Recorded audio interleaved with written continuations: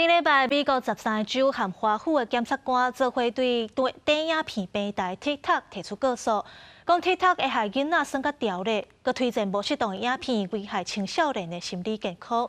国际特赦组织台湾分会嘛发起联署，要求 TikTok 改善推荐影片来保护囡仔。提出囡仔录影片传去咧 TikTok 伫全球有10亿用户，美国超过一半的使用者是13岁到17岁的青少年。顶礼拜，美国13个州甲华盛顿地区的检察官联合提起诉讼，指控 TikTok 的演算法会互青少年看较见条的，而且危害青少年的心理健康。TikTok has intentionally and deliberately manipulated and hurt knowingly young people through its platform. It has promoted excessive and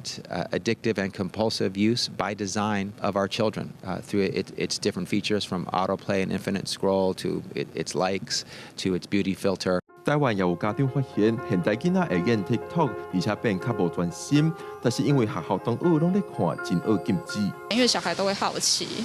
所以我会满足他的好奇心，但是我也会在旁边限制他，或者跟他讲说，这一类的内容其实是不好的。后来也有 NGO 发起联署，要求 TikTok 对少年使用者要有保护措施，阻挡无好的内容，亲像改善推荐影片的演算法，卖互囡仔见较条的。针对大概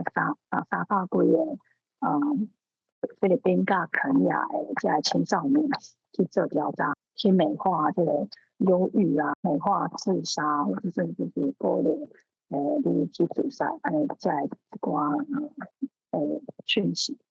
这点钟以来，一直开始学的做这个。我们整间呢都有陆续看到呢，因为儿童青少年使用这种网络啦、相关软体不当，而造成了那种情绪障碍、行为问题，还蛮多的。国际特赦组织台湾分会讲，目前 TikTok 伫欧美国家因为法令规定，有针对囡仔改善演算法，因联署要求应该全球共步改善。意思建议家长爱参囡仔参详，伫袂影响困眠、学业的前提之下，控制算 TikTok 的时间。